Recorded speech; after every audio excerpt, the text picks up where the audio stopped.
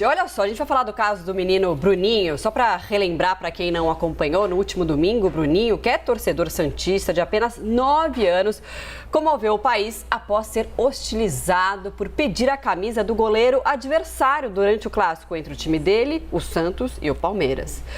Bom, desde então, o menino recebeu uma onda de manifestações de solidariedade que incluiu ídolos como Pelé e Neymar. Mas até mesmo o pai do garoto admitiu que ainda não sabe como vai se portar quando voltar a uma arquibancada com o Bruninho, com o filho dele, que será difícil esquecer o terror gerado pelo episódio. Bom, a gente fica imaginando o impacto disso na cabeça de uma criança. A gente vai conversar sobre esse assunto com o doutor em psicologia e psicólogo do esporte, Eduardo Silo. Eduardo, boa tarde, obrigada por nos atender, bem-vindo ao live. Boa tarde, Marcela, boa tarde, Daniel, e a todos que acompanham a CNN Brasil. Eduardo, eu gostaria de saber, eu sou mãe de uma menina de 8 anos e fico imaginando como que fica a cabecinha de uma criança de 9 anos passando por uma situação como essa, né?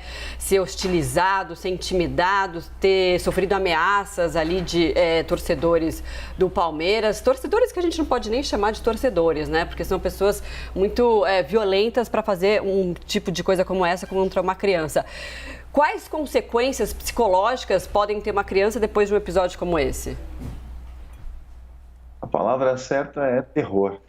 Quando a gente pensa em terror, pensa nos efeitos do terror, realmente pode ter um impacto psicológico importante, pode gerar uma situação de medo que vai exigir um cuidado mais prolongado, pode gerar até mesmo o distanciamento do Bruno com relação ao esporte, ao futebol, ao time, né, ao ele gosta. É uma criança, está descobrindo a vida, está descobrindo a importância, o valor de torcer, de fazer parte, né, de um conjunto de pessoas, que é o conjunto de torcedores de uma equipe. Nesse caso, ele pode, no mínimo, perder interesse. É preciso acompanhar de perto. Agora, também, a gente, para entender nesse aspecto do que é o errado, o certo para uma criança, a gente viu o pai dele em uma entrevista aqui para a CNN dizendo, olha, eu tenho até cuidado de falar com ele agora, de levar ele para a arquibancada, porque preveni-lo de situações como essa. Até na cabeça dele entender, mas espera lá, eu estou errado ou estou certo? Como que isso deve ser lidado com uma criança?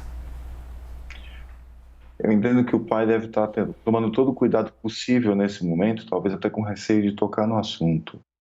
Mas esse é um momento em que precisa estar por perto e notar mudanças de comportamento, momentos possíveis de tristeza, de medo, e estar por perto, acompanhar, conversar, né, estimular em algum momento, falar sobre, para perceber efetivamente se e que tipo de impacto que pode ter gerado esse episódio.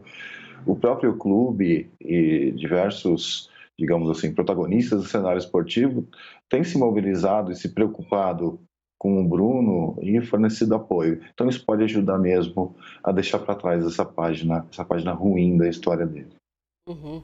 Agora, Eduardo, apesar dessa situação, né, por outro lado também teve uma questão aí de um apoio muito grande de pessoas e de ídolos do esporte, né, Neymar, Pelé, essa repercussão também que acontece nas redes sociais, enfim, na imprensa de uma forma geral e de ídolos também dele, né, como pessoas e jogadores tão importantes, também pode ter um impacto positivo em relação a esse episódio? Pode ter. Acho que o que chamou muita atenção é o fato de um ato de violência como esse contra uma criança. Então, todo mundo ficou consternado. E, nesse sentido, ele está tendo, sim, também agora visibilidade, né? Tem que lidar com essa visibilidade, porque isso não é fácil para ninguém, nem para adultos, também para crianças. Então, pode ter um impacto positivo no sentido até de educar as pessoas de forma geral e os próprios torcedores, né? Isso não é algo que seja aceitável, que se deva fazer. Entender que uma criança que, mesmo assim, ela pode pedir uma camisa, um souvenir, um autógrafo de um jogador do time adversário e está tudo bem, não tem nenhum problema. Isso não é uma traição à torcida da qual ele faz parte. A gente tem visto nos últimos anos, com a ascensão das redes sociais, cada vez mais pessoas utilizando essas ferramentas, dessa cultura do cancelamento. Você identifica esse episódio como parte também de toda essa questão do cancelar quem pensa diferente? Difícil lidar com quem pensa diferente, né?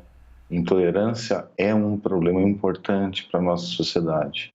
Então, o episódio que ele sirva pelo menos para que a gente possa entender que conviver com as diferenças é algo saudável.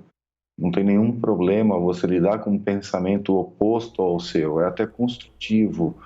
Então, o Bruno, sem querer, talvez ainda sem saber, pode estar contribuindo para uma mudança na nossa sociedade.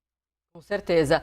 Agora, esse episódio, né, depois disso, a criança deve ser poupada ou o ideal é que os pais, as pessoas próximas, incentivem ela a agir da forma que ela acha que deve agir?